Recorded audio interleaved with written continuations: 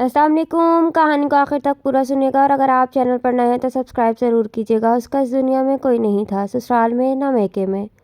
وہ اکیلی تھی، گود کا ایک بچہ ہی اس کی کل کائنات تھا۔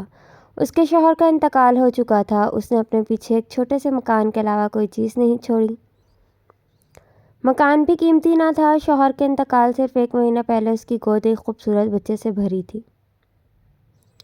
چنانچہ شوہر کی وفات کے بعد اس کی ساری توجہ اپنے ننھے بچے کی طرف مرکوز تھی۔ ماں کی تمام تر کوششیں صرف اس مقصد کے لیے وقف تھیں کہ کس طرح اپنے بچے کو پڑھا لکھا کر بڑا آدمی بنائے۔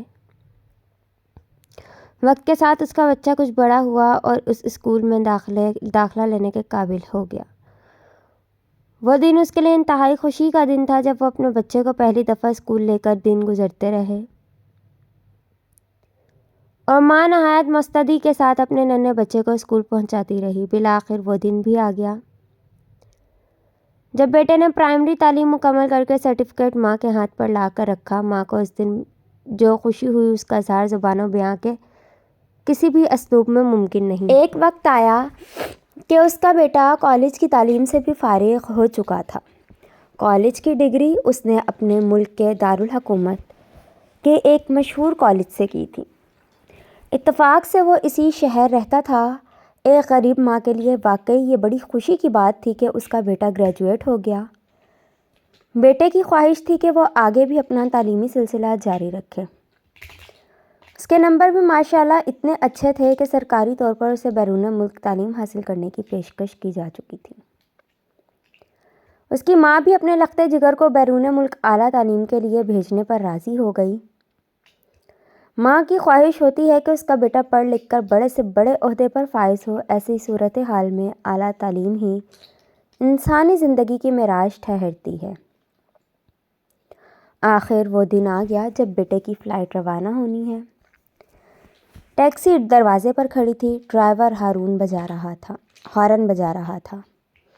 ماں اپنے لخت جگر کو تیار کر کے دروازے سے باہر نکلی۔ ٹیکسی کا دروازہ بند ہوا اور پھر چند لمحے ہی گزرے تھے کہ ٹیکسی ماں کی آنکھوں سے اوجھل ہو کر ہوائی اڈے پر چلی گئی۔ ماں کو بیٹے کی جدائی سے بے حد صدمہ پہنچا۔ وہ گھر کے اندر گئی، بستر لیٹ گئی اور سسکیاں لے کر رونے لگی۔ بیٹا بیرون ملک پہنچ چکا تھا۔ اس زمانے میں ٹیلی فون اور انٹرنیٹ کی سہولیات نہیں تھی۔ دور پردیش میں بسنے والے لوگوں کے لیے اپنے وطن یا گھر سے رابطے کی فقط ایک ہی سہولت تھی، یعنی ڈاک۔ ماں کو پڑھنا لکھنا آتا نہیں تھا۔ وہ پڑوسیوں کی منت سماجت کر کے بیٹے کے نام خط لکھواتی۔ بیٹے کا جواب آتا تو پڑوسیوں سے ہی پڑھواتی۔ وقت بھی اڑان بھر کر کتنی تیزی سے گزر جاتا ہے، دن سے ہفتہ، ہفتے سے مہینے، مہینے سے سال۔ زندگی کے لیل و نہار لمبے لمبے ڈگ بھر کر اسی طرح گزرتے چلے گئے۔ ایک دن بیٹے کا خط پڑوسی کے گھر آیا۔ اس میں بیٹے نے اپنی PhD کی ڈگری کا تذکرہ کیا تھا۔ ماں نے جب یہ خبر سنی کہ بیٹا PhD کی ڈگری حاصل کر چکا ہے تو اس کی خوشی کا کیا پوچھنا۔ دروازے پر دستک ہوئی، 1 بار، 2 بار، 3 بار۔ ماں گہری نیند سو رہی تھی۔ بس اسے آج اچھی طرح نیند آئی تھی۔ دستک کی ہلکی ہلکی آواز اس کے کانوں تک نہ پہنچ پائی۔ اس نے پہلے کی نسبت زور سے دستک دی، جسے سن کر اچانک ماں کی آنکھ کھلی اور وہ بے تابی سے دوڑتی ہوئی دروازے پر پہنچی۔ دروازہ کھلا تو سامنے ایک نہایت خوبرو جوان انگریزی لباس میں ملبوس کھڑا تھا۔ ماں نے یکدم بیٹے کو سینے سے لگا لیا۔ پھر کیا تھا، بیٹا بھی آنسو بہا رہا تھا اور ماں کے تو آنسو رکنے کا نام ہی نہیں لے رہے تھے۔ کچھ ہی دیر بعد ماں بیٹا گھر میں بیٹھے 6 برس کی لمبی جدائی اور پھر اس دوران رونما ہونے والے حالات و واقعات پر بے صبری سے باتیں کر رہے تھے۔ ماں اپنے بیٹے سے طرح طرح کے سوالات کر رہی تھی۔ بیٹا بھی بوڑھی ماں کو جدائی کے ماہوں سال کی سرگزشت سناتا رہا۔ اب حالات نے پلٹا کھایا۔ بیٹے کو مناسب نوکری مل گئی۔ اس کی ماہانہ آمدنی بھی کافی تھی۔ پڑھنے لکھنے کے بعد بیٹے کا مزاج اپنی بوڑھی ماں سے یکساں ہو چکا تھا۔ چند مہینے اس سے ٹوٹی پھوٹی موروثی رہائش گاہ میں گزارنے کے بعد بیٹے نے ماں کی اجازت سے مکان فروخت کر دیا اور شہر کے ایک اچھے علاقے میں خوبصورت بنگلہ خرید لیا۔ اس کے بعد ماں بیٹا اس بنگلے میں منتقل ہو گئے۔ ماں کو بیٹے کی شادی کی فکر تھی۔ دوران گفتگو اس نے ایک لڑکی کا نام لیا جو انتہائی خوش اخلاق، با کردار، خوش رنگ، خوش عقل، فرمانبردار اور خدمت گزار تھی۔ کئی ماہ سے ماں نے اس لڑکی کو نکاح میں رکھا ہوا تھا اور دل ہی دل میں اسے اپنے بیٹے کے لیے منتخب بھی کر لیا تھا، مگر وہ ماڈرن زمانے کی لڑکیوں کی طرح زرق برق لباس کی شوقین اور آوارہ بازاروں میں گھومنے والی نہیں تھی، بلکہ شرم و حیا کی پتلی تھی۔ چنانچہ ماں نے اپنے بیٹے کے سامنے اپنی تمنا کا اظہار کر ہی دیا۔ بیٹا ماں کا انتخاب جان کر بے پرواہی سے بولا، چھوڑو ابھی ماں، آخر شادی کی اتنی بھی کیا جلدی ہے، ابھی وقت ہے، کہیں نہ کہیں شادی ہو ہی جائے گی۔ وقت گزرتا گیا، ماں بیٹا ایک چھت کے نیچے زندگی بسر کر رہے تھے۔ ایک دن بیٹے نے اپنی شادی کی خواہش کا اظہار کیا۔ اس نے ماں کو ہونے والی بیوی کے بارے میں بتایا جس کا اس نے خود انتخاب کیا تھا۔ یہ لڑکی ایک بڑے باپ کی اور نامور خاندان کی بیٹی تھی۔ چنانچہ شادی دھوم دھام سے ہوئی اور بنگلے میں حسن کی ملکہ جلوہ افروز ہو گئی۔ لڑکی بڑے باپ اور نامور خاندان کی ہونے کی وجہ سے اسی مزاج کی حامل بھی تھی۔ عام طور پر ایسے خاندان کی لڑکیوں کا ہوتا ہے غرور، تکبر، دوسروں کو حقارت آمیز نگاہ سے دیکھنا۔ بیٹا جب بھی بوڑھی ماں سے اپنی بیوی کے بارے میں پوچھتا کہ بیوی کا اس کے ساتھ کیسا رویہ ہے، وہ میری عدم موجودگی میں تمہاری خدمت کرتی ہے یا نہیں، تو ماں کا صرف ایک ہی جواب آتا، اچھی بہو ہے بیٹا، میرے ساتھ عزت و احترام سے پیش آتی ہے۔ ماں بیٹے سے بہو کے بارے میں یہ سب اس لیے کہتی تاکہ بیٹے کے جذبات کو ٹھیس نہ لگنے پائے اور گھر کا ماحول خراب نہ ہو۔ یہ سلسلہ رہا۔ بیٹا بھی اب ماں سے زیادہ دلچسپی نہیں لے رہا تھا۔ آفس سے آتا، بیوی سے بات چیت کرتا، کھا پی کر سو جاتا اور صبح ڈیوٹی پر روانہ ہو جاتا۔ یہی اس کا روز کا معمول تھا۔ آہستہ آہستہ اس کے دل سے ماں کی محبت زائل ہوتی گئی۔ نوبت یہاں تک آ پہنچی کہ اسے رات دن میں کبھی ماں کا خیال بھی نہیں آتا تھا۔ ایک دن وہ آفس سے دوپہر ہی کو واپس آ گیا۔ اس دن بیوی کی سہیلیاں اس کے گھر ضیافت پر آنے والی تھی۔ اس کی نگاہ ماں پر پڑی۔ باتھ روم میں اپنے کپڑے خود اپنے ناتواں ہاتھوں سے دھو رہی تھی۔ وہ باتھ روم کے دروازے پر کھڑا ہو گیا۔ ماں کپڑے صاف کرنے میں مشغول تھی۔ اس کی بیوی بھی اس کے پیچھے اپنی زلفیں لہرا رہی تھی۔ اس نے ماں سے مخاطب ہو کر کہا، میں تم سے یہ کہنے کے لیے آفس سے آیا ہوں کہ میری بیوی کی سہیلیاں گھر آنے والی ہیں۔ ہمارے گھر میں ان کی دعوت ہے، اس لیے تم میری بیوی کی شان و شوکت کا خیال رکھتے ہوئے آج کوئی اچھا لباس پہن کر ان کا استقبال کرنا، اور ہاں، ہال میں ان کے ساتھ بیٹھنے کی کوشش نہ کرنا۔ یہ میری اور میری بیوی کی عزت کا سوال ہے۔ ماں کے صبر کا پیمانہ لبریز ہو چکا تھا۔ اسے اپنے کانوں پر یقین نہیں آ رہا تھا کہ آج اسے اپنے اسی بیٹے سے کیا کچھ سننے کو مل رہا ہے جس کی تعلیم و تربیت میں نہ جانے اس نے کتنا خون پسینہ بہایا تھا۔ اس نے کپڑے پلاسٹک کی ایک تھیلی میں رکھے اور گھر سے باہر نکل گئی۔ بنگلے پر ایک الوداعی نظر ڈالی۔ اس کے آنسو ٹپک پڑے، پھر اس کے دل سے آہ نکلی اور زبان سے یہ جملہ نکلا، اللہ تجھے معاف کرے بیٹا، اللہ کی قسم میں نے تیری اور تیری بیوی کے لیے ہمیشہ بھلائی کا کام کیا ہے۔ اللہ کی قسم مجھے یاد نہیں کہ میں نے تیری بیوی کو کبھی کسی قسم کی کوئی تکلیف دی ہو۔ اللہ تم سب کو معاف فرمائے بیٹا۔ اور پھر وہ نامعلوم منزل کی طرف چل پڑی۔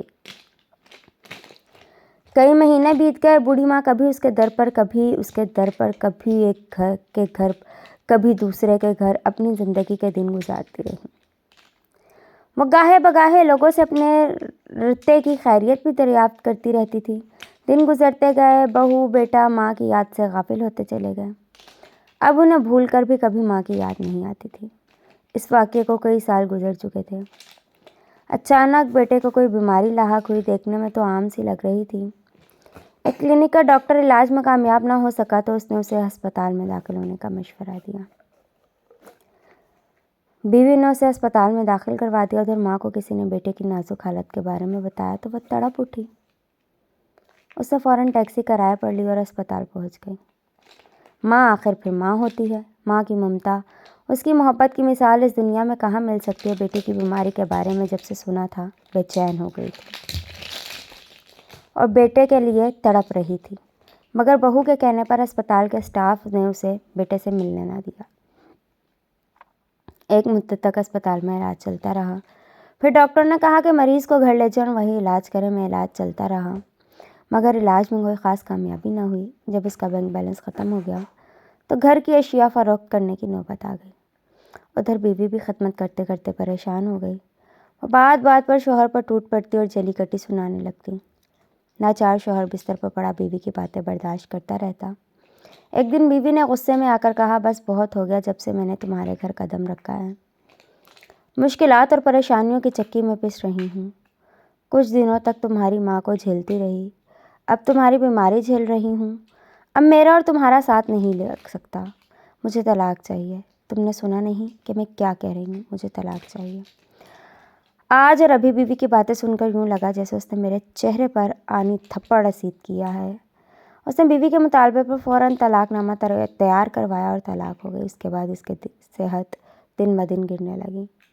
اب اسے اپنی ماں کی یاد ستانے لگی۔ گرتی ہوئی صحت اور مفلسی میں اسے اپنی ماں کی ضرورت بہت شدت سے محسوس ہو رہی تھی۔ روز زمین پر صرف ایک ہی بستی تھی جو اسے زندگی کی طرف لا سکتی تھی، اور وہ اس کی ماں تھی، لیکن ماں اللہ جانے وہ کہاں گم ہو چکی تھی۔ عرصہ دراز سے لوگوں کو اس کے بارے میں کچھ خبر نہیں تھی۔ وہ ماں کی تلاش میں سرگرداں شہر کے گلی کوچوں کی خاک چھانتا رہا۔ در در جاتا اور ماں کی رٹ لگاتا۔ ایک دن وہ ایک محلے کی مسجد کے پاس سے گزر رہا تھا۔ مغرب کا وقت آن پہنچا۔ وہ اسی مسجد میں نماز پڑھنے کے لیے رک گیا۔ مسجد میں داخل ہوا تو دروازے پر اس کی نگاہ ایک بوڑھی خاتون پر پڑی جو ہاتھ میں کاسہ گدائی لیے کھڑی تھی اور نمازیوں سے بھیک مانگ رہی تھی۔ یہ اس کی وہی ماں تھی جس نے اسے پال پوس کر بڑا کیا تھا اور اعلیٰ تعلیم دلانے کے لیے نہ جانے کتنی مصیبتیں جھیلی تھیں۔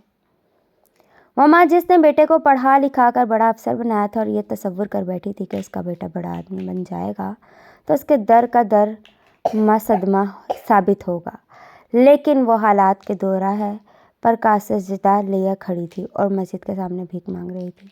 بیٹے کو بڑا جھٹکا لگا۔ وہ فوراً ماں کے قدموں میں گر گیا، رو رو کر معافی مانگنے لگا۔ پھر اس نے ماں کا ہاتھ پکڑا اور گھر روانہ ہوا۔ وہ راہ چلتا جاتا تھا اور بآواز بلند کرتا جاتا تھا، اللہ کی لعنت اور فرشتوں کی پھٹکار ہو ایسی بے وفا بیوی پر جس نے مجھے ماں جیسی عظیم ہستی سے جدا کر دیا۔ لعنت ہو میری PhD کی ڈگری پر جس نے میری سے ماں کی محبت نکال دی۔ لعنت ہو اس بنگلے پر جس نے مجھے ماں سے بیگانہ کر دیا۔ لعنت ہو میری بھاری تنخواہ پر جس نے میرے دل کو اندھا کر دیا۔ ماں کی عظمت شناسی چھین لی۔ گھر پہنچ کر وہ ہچکیاں لے کر رونے لگا۔ اس نے ماں کے پاؤں پکڑے اور معافی مانگی۔ ماں آخر ماں ہوتی ہے، اس کے جذبے محبت کی مثال کہاں مل سکتی ہے۔